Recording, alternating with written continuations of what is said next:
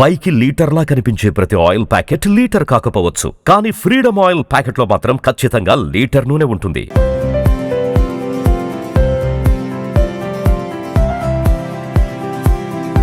Hi hello welcome to Suman TV. నేను మీ Roshan. Present మనం బెంగళూరులో ఉన్నాం. ఆల్రెడీ మనం చెన్నై, హైదరాబాద్, కేరళ అన్ని చోట్ల తిరిగేసాం. బెంగళూరు కూడా ఒకసారి వచ్చాం, మళ్ళీ ఇది రెండోసారి. సో బెంగళూరులో ప్రజెంట్ నేను ఎవరి హౌస్ దగ్గర ఉన్నాను అంటే, తెలుగులో ఇంతవరకు ఫస్ట్ ఏ ఇంటర్వ్యూ కూడా ఇవ్వలేదు ఆయన. మొట్టమొదటిగా సుమన్ టీవీకే ఇస్తున్నారు ఇంటర్వ్యూ. అండ్ దట్టు ఎందుకంటే ఎన్నో రోజుల నుంచి, ఎన్నో సంవత్సరాల నుంచి నేను అడుగుతున్నాను ఆయన్ని ఒక్కసారి తెలుగు స్క్రీన్ చూపించాలని. ఎందుకంటే ఆయన తీసిన సినిమాలు అలాంటివి.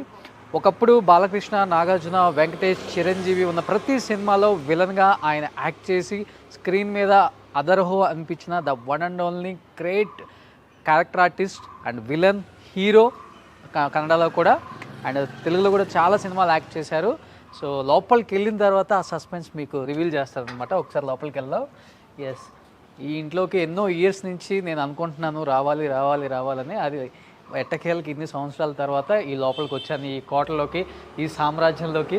సో బేసికల్గా మీరు చూసుకుంటే మనం సమరసింహారెడ్డి, చెన్నకేశవరెడ్డి ఇలాంటి సినిమాలలో ఎక్కువ కనిపించే ఇలాంటి కోటలన్నీ, వీరభద్ర. ఎందుకంటే ఈ సినిమాలు ఎందుకు చెప్తున్నానంటే, ఆల్రెడీ ఆయన ఆ సినిమాల్లో చేస్తున్నారు కాబట్టి అలాంటి కోటని కావాలని ఇష్టంగా కట్టుకున్నారు అనుకుంటా. సో ఇది దేవరాజు గారి కోట. సో కన్నడలో ఆల్మోస్ట్ ఆయన ఒక స్టార్ డమ్ హీరోగా ఎదిగారు, ఒక విలన్గా ఎదిగారు, and at the same time ఒక క్యారెక్టర్ ఆర్టిస్ట్గా. ప్రజెంట్ వాళ్ళ పిల్లలు కూడా కన్నడలో స్టార్ హీరోస్గా ఎదిగారు. అండ్ ఒకసారి లోపలికి వెళ్దాం, సార్తో మాట్లాడే ప్రయత్నం చేద్దాం ఒకసారి.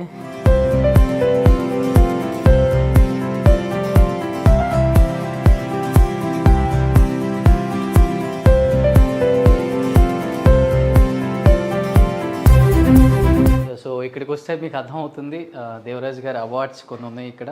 సో దేవరాజు గారు ఇప్పుడు మీకు అర్థమయ్యారా ఎవరో? సో హీఈస్ దేవరాజు గారు. సో ద గ్రేట్ యాక్టర్ అని చెప్పుకోవచ్చు. ఎన్నో కష్టాలు పడి ఇండస్ట్రీకి వచ్చి సక్సెస్ అయిన ఒక యాక్టర్ ఈయన. తీసిన ప్రతి సినిమా కూడా సూపర్ డూపర్ హిట్ ఆ రోజుల్లో.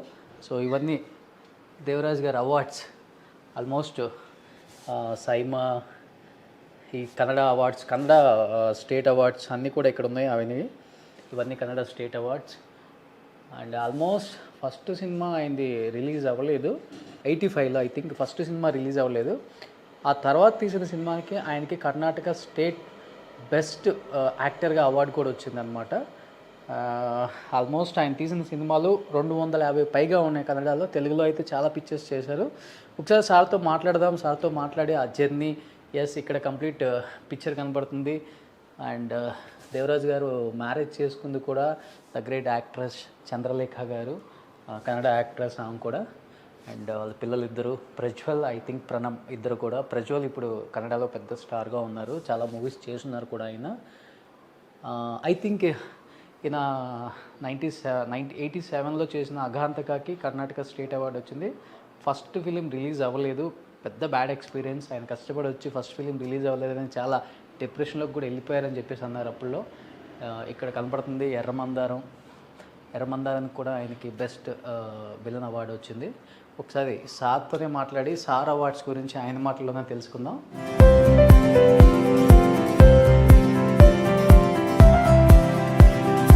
Sir, so the great Devaraju గారు తెలుగు సినిమాకి ఎన్ని సేవలు అందించారో మనందరికీ బాగా తెలుసు. దేవరాజు గారిది ఫస్ట్ ఇంటర్వ్యూ తెలుగులో. Thank you so much for acceptance.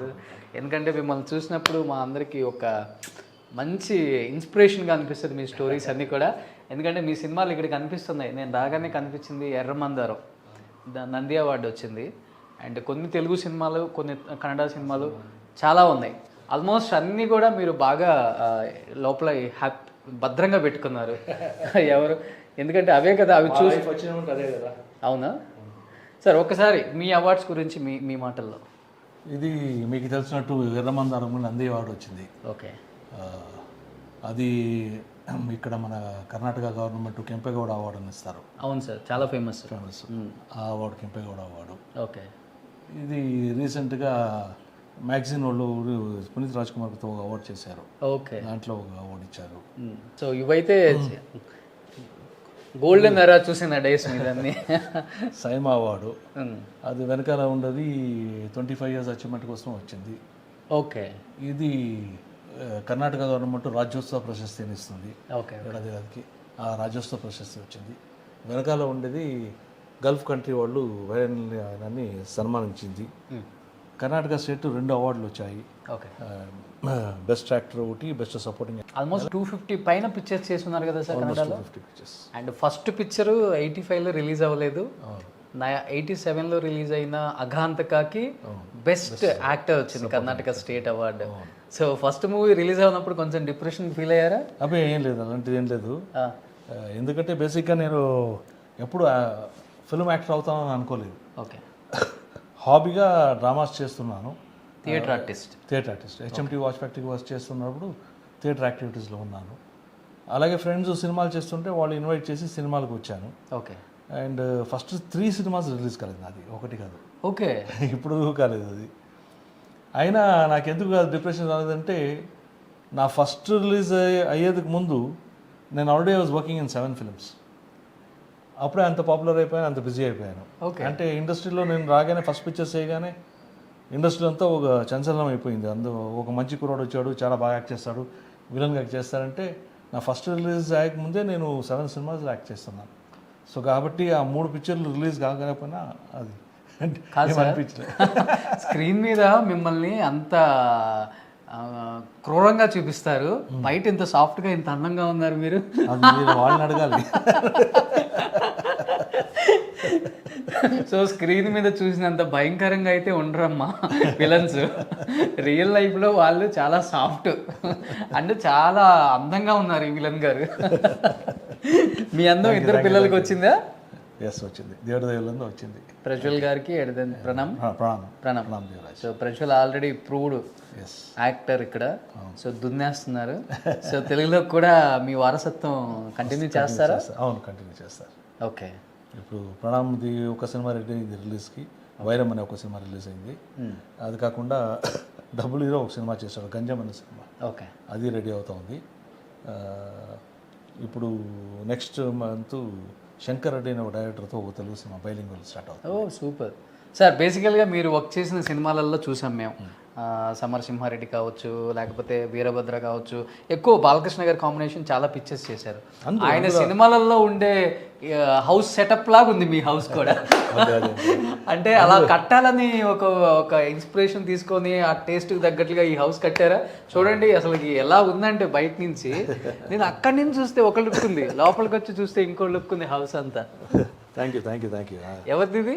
మేడందా choice లేకపోతే మీదా? హౌస్ వరకు నా చాయిస్, మెయింటెనెన్స్ వచ్చి మేడంది. ఎందుకంటే madam she is very conscious of cleanliness.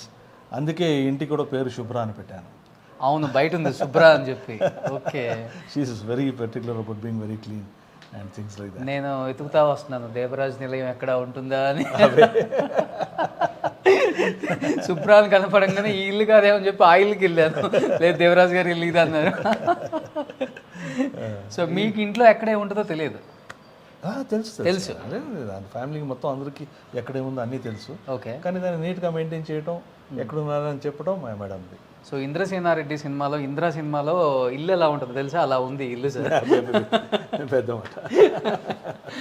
Super. మీకు బాగా నచ్చిన ప్లేస్ ఏంటి హౌస్లో? ఎక్కడ ఎక్కువ స్పెండ్ చేస్తారు? నేను మార్నింగ్ టైమ్స్ మ్యాక్సిమము ఇక్కడ కింద కాంపౌండ్లో, డైనింగ్ హాల్లో అక్కడే స్పెండ్ చేస్తాను. ఓకే. ఆఫ్టర్నూన్ తర్వాత పైన లివింగ్ రూమ్లో అక్కడ స్పెండ్ చేస్తాను. అక్కడే నా బుక్స్ కలెక్షన్స్ ఉన్నాయి. అవునా? అక్కడే చదవటం కానీ, కూర్చోటం కానీ, సినిమాలు చూడటం కానీ. ఓకే, ఇక నేను మొత్తం అక్కడ చేస్తాను. ఓ సూపర్. సో ప్రజెంట్ అయితే happy life going on peacefully. తెలుగులో లాస్ట్ మాకు భరత్ అనే నేను కనిపించారు అంతే. అవునవును. కొంత గ్యాప్ ఇస్తున్నారా లేకపోతే? అంటే ముందు కంటిన్యూస్గా చేశాను, 93, 96 వరకు కంటిన్యూస్ సినిమాలు చేశాను. అప్పుడు ఆల్మోస్ట్ ఆల్ హీరోస్తో వర్క్ చేశాను. అవును, మన చిరంజీవి గారు కానీ, నాగార్జున గారు కానీ, బాలయ్య బాబు గారు కానీ, రాజశేఖరు, రాజేంద్ర ప్రసాద్, సుమను, అందరితోనూ వర్క్ చేశాను. అప్పుడు బిజీగా ఉన్నాను. అప్పుడు డ్యూ టు సమ్ రీజన్స్ వదులుకోవాల్సి వచ్చింది. కొంచెం అక్కడ కాన్సన్ట్రేషన్ తగ్గింది. కన్నడలో ఎక్కువ బిజీ ఉండి అక్కడ కాన్సన్ట్రేషన్ తగ్గింది. ఆ తర్వాత మళ్ళీ కాల్ చేసేది స్టార్ట్ చేస్తారు. అప్పుడప్పుడు ఇప్పుడు తెలుగులో ఇంకో అవకాశాలు ఇస్తూనే ఉన్నారు. Okay, that super.